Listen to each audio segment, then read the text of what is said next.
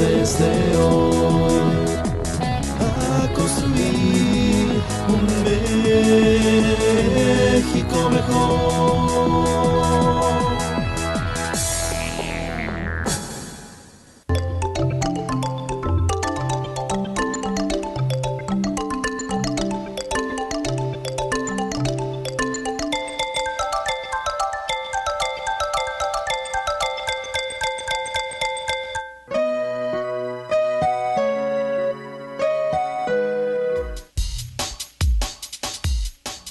¿Reconoces estos lugares?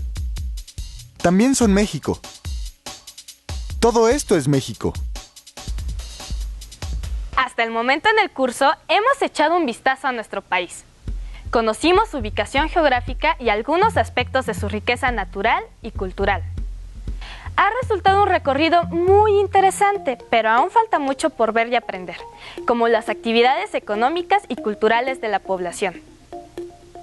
Para estudiar diversos aspectos de México y el mundo con mayor detalle, podemos ayudarnos de los mapas temáticos. Puede haber de varios tipos: políticos, de climas, zonas agrícolas, los que representan aspectos de la población, entre otros. Pero comencemos por el principio. Veamos cómo nos ayuda un mapa a entender la división política de México. El nombre oficial de nuestro país es Estados Unidos Mexicanos y está dividido en 31 entidades y un distrito federal. Cada uno de los estados tiene su propia capital. Cada estado se divide en municipios y el Distrito Federal en delegaciones. El gobierno del país está dividido en 3 poderes. El poder ejecutivo, cuyo cargo lo ocupa el presidente de la República. El poder legislativo, representado por las cámaras de diputados y senadores. Y el poder judicial, representado por la Suprema Corte de Justicia de la Nación.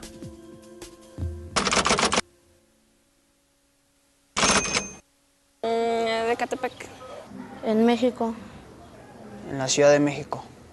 En Ecatepec. En Tepocaco. El estado de Hidalgo.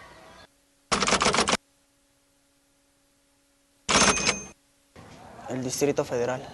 DF. Pachuca. Pachuca. Toluca. Toluca.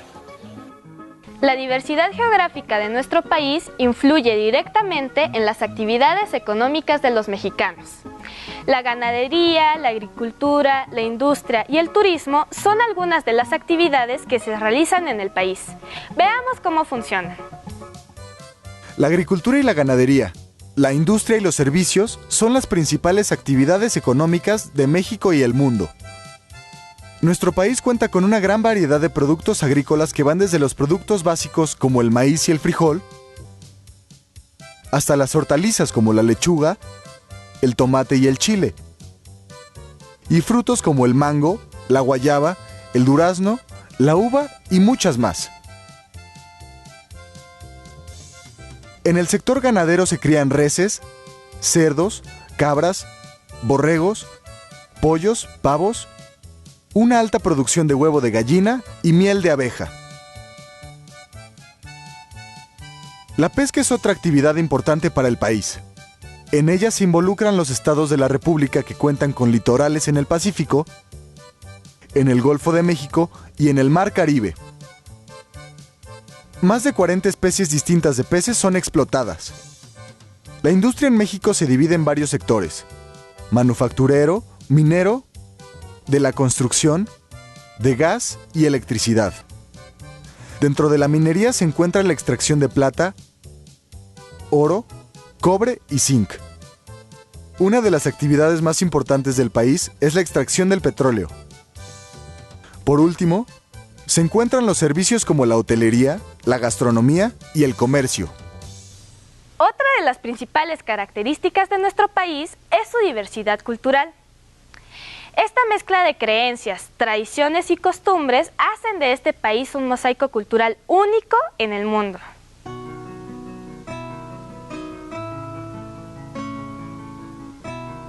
¿Sabías que alrededor de 10 millones de indígenas viven en México?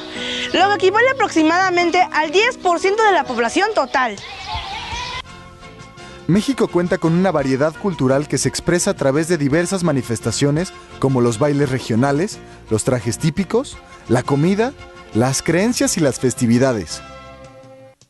Cada uno de estos elementos se combina en las diferentes comunidades, lo que las hace únicas y diferentes entre sí, pero que comparten al mismo tiempo rasgos que nos identifican a todos como mexicanos. Hemos visto algunos aspectos de México, pero nuestro país también enfrenta distintos tipos de problemas.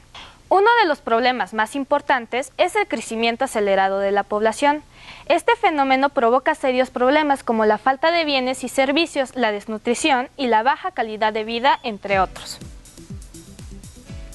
El crecimiento de la población en México se aceleró en las últimas décadas del siglo pasado. Entre el año de 1970 y el año 2000, la población mexicana casi se duplicó. Antes éramos 45 millones de mexicanos y a principios de esta década se contabilizaron aproximadamente 100 millones de habitantes.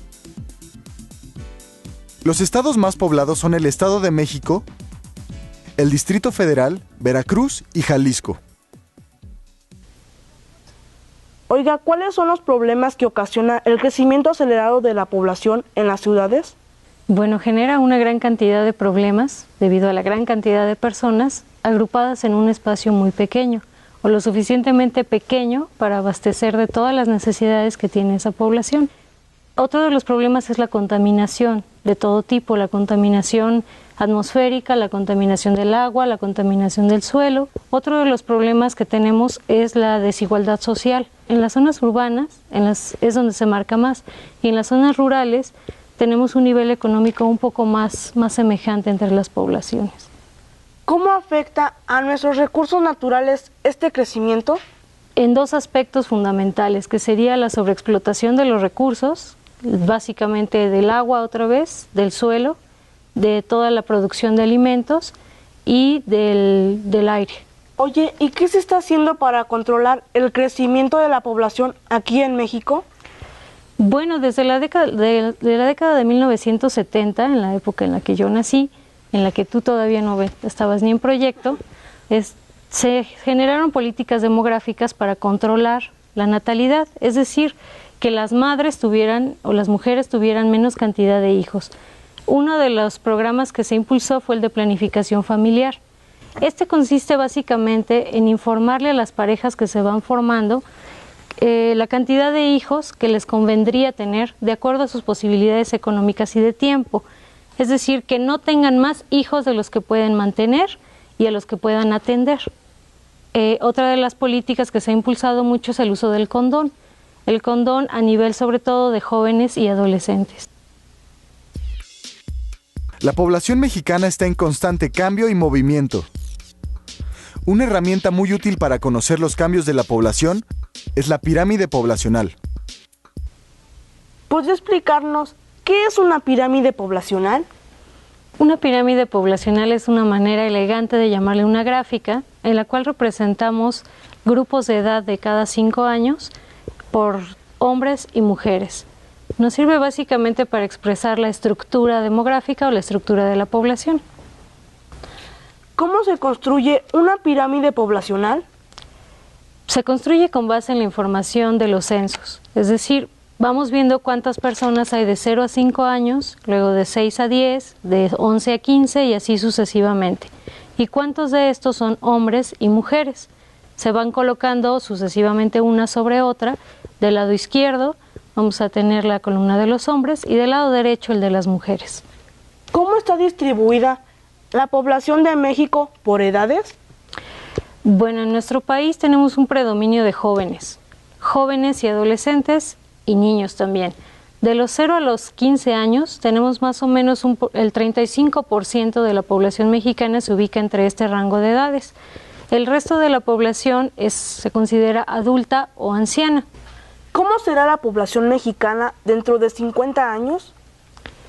Pues podríamos decir que más anciana. No solo por el hecho de que obviamente van a pasar 50 años, sino por el hecho de que todo este grupo o porcentaje de población entre 0 y 15 años, que ahora es de 35%, pasará a formar parte de este grupo entre los 50 y los 65 años de edad. Es decir, tendremos el mayor porcentaje de nuestra población entre adultos mayores y ancianos, podríamos decir. ¿Qué consecuencias habrá al cambiar la edad promedio de los mexicanos? Pues tendremos unos retos muy fuertes para nuestro país, ya que ese gran contingente que estará ubicado entre los 50 y los 65 años de edad estarán por jubilarse o ya jubilados, es decir, ya no formarán parte del mercado laboral.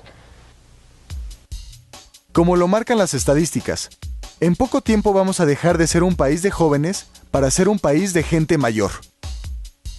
Las necesidades que tendremos los mexicanos serán muy diferentes dentro de 50 años en comparación con las de hoy. Hemos conocido algunos aspectos de nuestro país. Los mapas y las estadísticas nos resultaron muy útiles para descubrir la variedad cultural, poblacional y económica de México. Te invito a que realices una monografía del lugar en donde vives. Usa los elementos que vimos.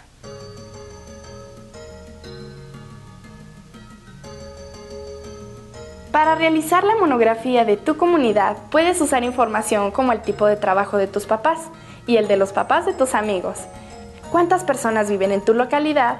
¿Qué tipo de actividades se realizan? ¿Y qué lugares turísticos y naturales existen cerca? También puedes incluir cuál es la comida típica de tu región y cuáles son las fiestas que tradicionalmente se festejan.